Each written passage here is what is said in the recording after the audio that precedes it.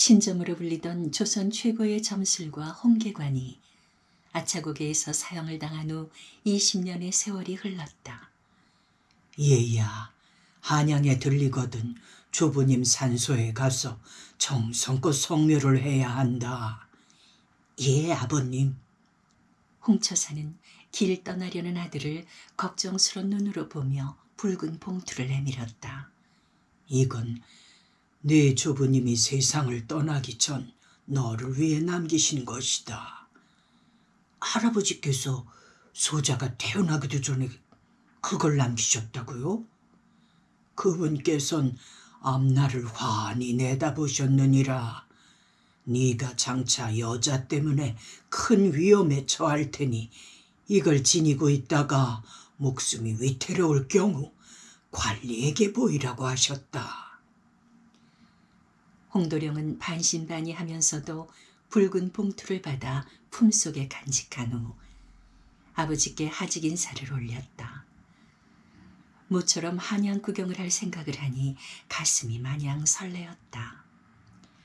여주 이천을 거쳐 용인 땅을 바라보며 부지런히 발길을 재촉하던 홍도령은 용인 초입에 이르러 그만 발병이 나고 말았다.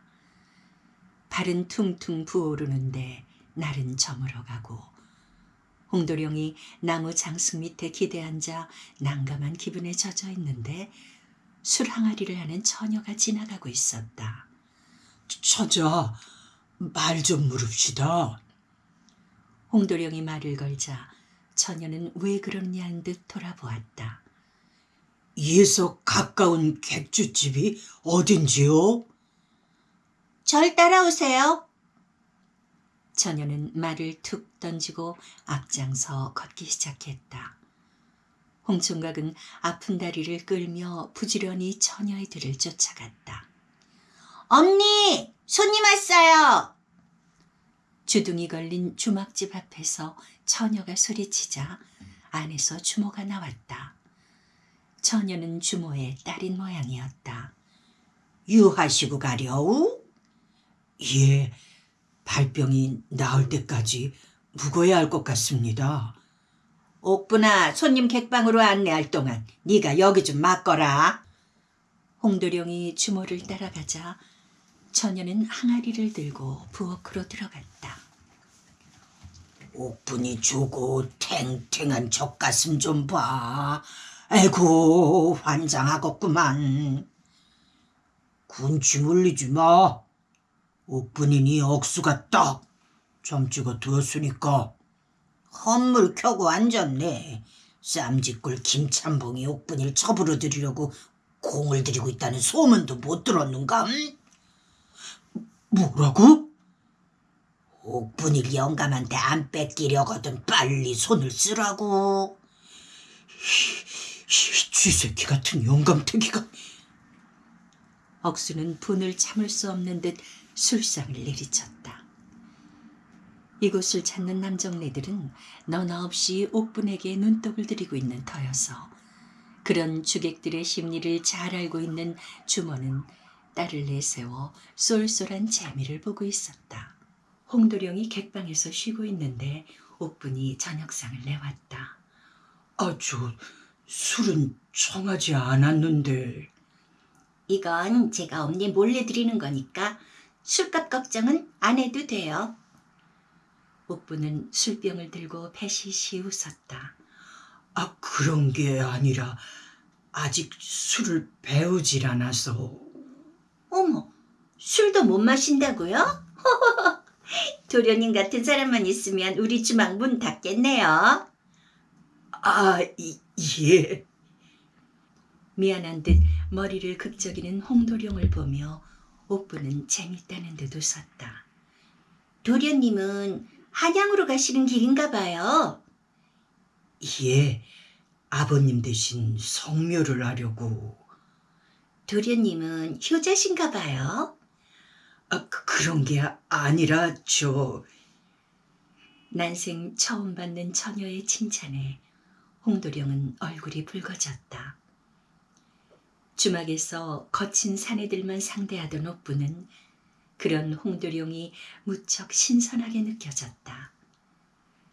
그 시각 주막 내실에선 김참봉과 주모 간의 은밀한 대화가 오가고 있었다. 내 일찍 서방 보내고 그거 하나 의지해 살아왔는데 금쪽 같은 내 새끼를 소실로 달라니. 아이고. 자네가 한평생 걱정 없이 살아가도록 해주면 될 거 아닌가. 매양 말로만 그러시지. 주모가 비아냥거리자 김참봉은 소매 속에 넣어왔던 서류뭉치를 턱 꺼내놓았다. 여기 있네. 넌 쉰맞이길세.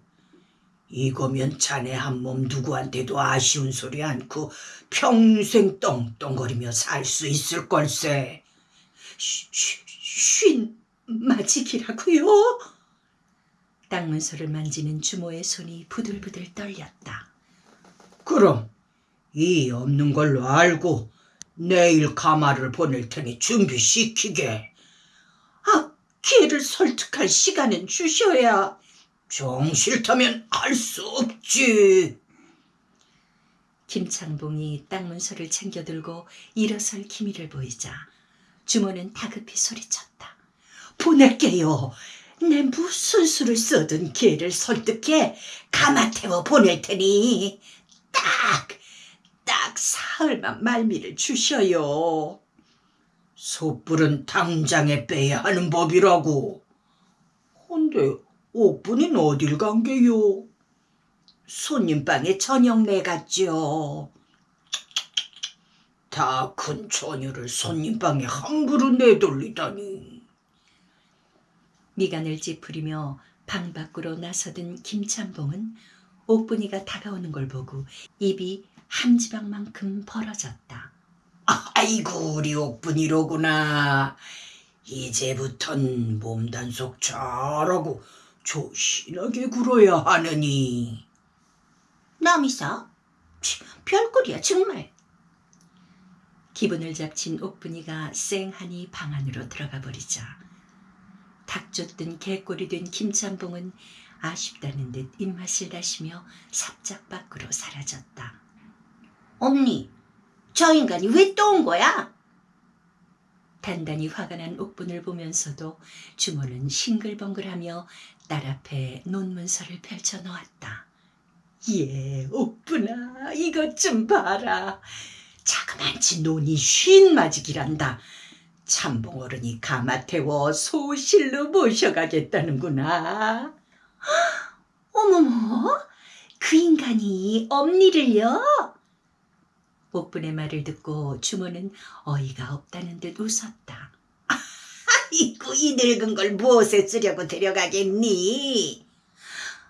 아니, 그럼... 옥분은 비로소 사태의 심각성을 짐작하기 시작했다. 옥분아, 그 댁에 들어가면 참봉 어른이 끔찍하게 아껴주실 게야. 호의호식은 물론이요, 하인까지 부리며 떵떵거리고. 엄니나 떵떵거리고 살아요. 주모의 말이 채 끝나기도 전에 옥분은 방을 뛰쳐나갔다. 뒷곁 후미진 곳에 홀로 앉아 옥분은 눈물을 삼켰다. 재물에 눈이 멀어 쉰이 넘은 노인에게 딸을 첩실로 넘기겠다는 어머니가 야속하고 분했다. 그녀가 꿈꾸던 배필은 홍도령같이 참하고 순수한 청년이었다. 그런데 흉물스런 영감택이라니. 그럴 수는 없어. 그럴 수는 없어. 옥부는 치마폭에 얼굴을 묻고 흐느꼈다. 이때 뒷곁 울타리 위로 얼굴을 내밀며 음흉한 미소를 짓는 사내가 있었다. 때마침 밀려든 먹구름이 달을 삼키고 있었다. 이윽고 캄캄한 어둠 속에서 옥분의 신음소리가 들려왔다. 새벽녘에 잠이 깬 홍도령은 옆에 누가 누워있는 걸 알고 소스라치게 놀랐다. 이불 밖으로 나온 머리카락으로 보아 여인임이 분명했다. 조심조심 이부자락을 들추자 죽어있는 옥분의 나신이 드러났다. 저고리가 벗겨진 채 눈도 감지 못하고 죽은 처참한 모습이었다. 홍도령의 비명소리를 듣고 사람들이 달려왔다. 주모는 딸의 시신을 보고 하늘이 무너진 듯 오열하며 홍도령에게 달려들었다. 네 놈이 내 딸을 죽였구나. 아이고 이놈아, 나도 죽여라. 홍도령이 아무리 아니라고 변명해봤지만 소용이 없는 일이었다. 꼼짝없이 살인범으로 몰리고만 홍도령은 사령들에게 잡혀 용인 관하로 끌려가는 신세가 됐다. 사또는 더 이상 조사할 필요도 없다는 듯 선고를 내렸다. 저자는 강간과 살인을 저지른 흉악한 자이니 극형에 처함이 마땅하다. 끌고 가서 즉시 처형하라. 바로 그 순간 홍도령은 품속에 간직하고 있는 붉은 봉투가 생각났다. 사또나리, 마지막 소원이 있습니다. 홍도령은 다급히 소리치며 품속에서 봉투를 꺼내들었다. 이걸 좀 보아주십시오. 돌아가신 조부님께서 목숨이 위급할 때 보이라고 하신 것이옵니다. 사령으로부터 봉투를 전달받은 사또가 봉투를 뜯어보니 속에 쪽지가 들어있었다. 당하 직행, 당하 직행, 즉시 집 아래로 내려가라. 이게 무슨 뜻인고? 쪽지에 든 글을 읽으며 사또는 고개를 갸웃했다. 다음 장도 그 다음 장도 당하 직행이란 글이 계속되자 사또는 문득 불길한 예감이 들었다. 즉시 집 아래로 내려가라고? 사또는 아차하고 벌떡 일어나 동원 아래로 내려갔다. 그 순간 우직근 집 기둥이 부러지며 동원 지붕이 폭삭 내려앉았다. 간발의 차이였다. 가까스로 목숨을 구한 사또는 어안이 벙벙한 표정으로 홍도령을 바라보았다. 돌아가신 네 조부님 함자가 어찌 되느냐? 홍계자 관자이옵니다. 홍계관, 오늘 이 동원이 무너질 줄을 내다보고 있었다니 과연 신점이로다. 사또는 놀란 가슴을 진정시키며 마지막 남은 쪽지를 펴들었다. 거기엔 나는 내 목숨을 살려주었거늘 너는 무엇을 주겠느냐라는 글이 쓰여 있었다. 사또는 생각에 잠겼다. 목숨 살려준 은혜를 갚는다고 살인죄인을 무조건 풀어줄 수는 없었다. 사또는 수하인 사령을 불러 살인사건의 재조사를 명했다.